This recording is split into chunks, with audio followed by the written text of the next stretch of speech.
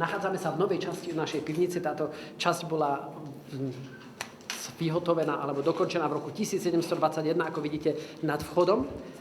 Pivnice sa robívali pod Vinohradom, pretože nemohli... To bolo do toho... Presne, nemali takú možnosť transportovať hrozno tak, ako my to robíme dneska, preto boli pivnice veľmi blízko pri Vinohradoch. A na Johannisbergu vlastne naši benediktní postavili prvýkrát pivnicu, ktorú postavili pod zámkom. 1721 ju dokončili. Máme ešte z 11. storočia takisto časť pivnice. Tu môžeme takisto navštíviť, ale je to len malá časť. Takže tá väčšia je z tohto roku.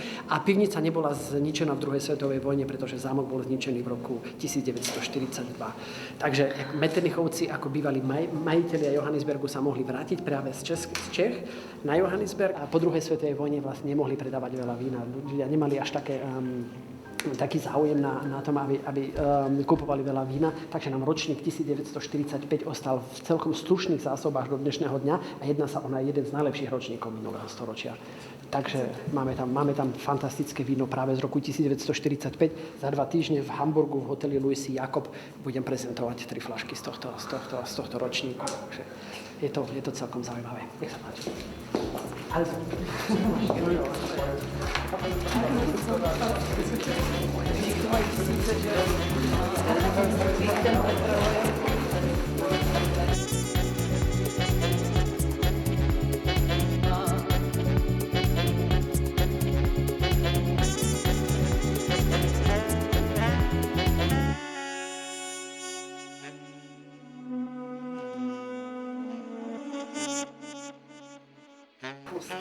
Nezávisle od toho, či je august alebo január.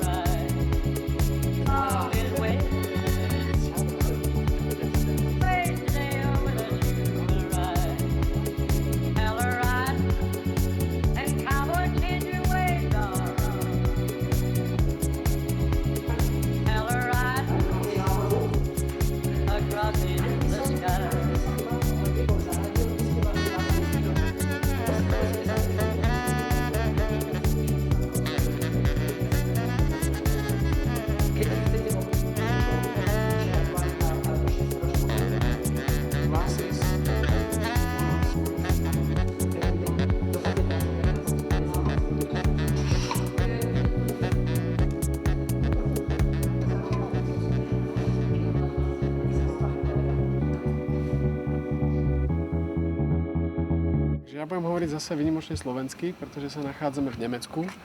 A toto je môj spolužiak zo základnej školy, s ktorým sme sa stretli naspäť po 25 rokoch vďaka vínu, vďaka Rieslingu. Čau, Štefan, zdravím ťa. Štefan doktor. Tak pekne ťa vítam, Martin, na zámku. Nachádzame sa na zámku Johannisberg, alebo Schloss Johannisberg v Rheingau v Nemecku. V najstaršom Rieslingovom vinárstve na svete. 300 rokov Rieslingu na Johannisbergu. Trošku o kompetencii môžeme v tomto prípade, čo sa Rieslingu týka, aj rozprávať. Mali sme skvelú ochutnávku suchých, polosuchých, sladkých a výnimočne sladkých vín. Dúfam, že sa vám to páčilo. Nám sa to páčilo veľmi, chceli sme niečo kúpiť, nepredali nič. Samozrejme, žijeme všetci z predaja vína, takže predávame radi a možnosť dostať naše víno je takisto v Prahe, nielen v Nemecku. Ja myslím, že dôležitá je tá vec, že Štefan nám ukázal možnosť, ako sa dokáže víno poriadne zušľachtiť, keď sa robí poctivo, tak ako sa robilo kedysi. A je to veľký rozdiel medzi oceľovým tankom a sudom. Samozrejme, sudy sú veľmi dôležité, čo sa kvality týka, a kvasenie je samozrejme veľmi dôležitá časť výroby vína, ale dobré víno sa rodí vo vinohrade, nie v pivnici, takže základom je vinohrad, poctivá práca vo vinohrade a vlastne to, čo sa deje v pivnici, je len následovnou činnosťou toho, čo sa vlastne zrodilo vo vinohrade.